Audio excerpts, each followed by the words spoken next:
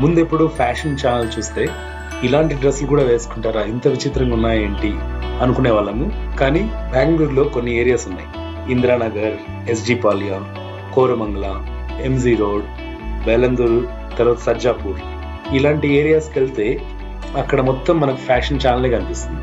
ఈ అమ్మాయితో అడిగాను అనమాట, ఈ టైంలో ఆల్మోస్ట్ టైం 10 o'clock అవుతుంది, ఈ టైంలో ఏంటి బైక్ ట్యాక్సీ ఎందుకు ప్రిఫర్ చేస్తున్నావు అంటే బైక్ లో వెనక కూర్చుని చెప్పింది అనమాట. ఏంటంటే ఇక్కడ వచ్చి చదువుకుంటుంది అనమాట హాస్టల్లో, వాళ్ళ ఇల్లు 12 kilometers దూరం.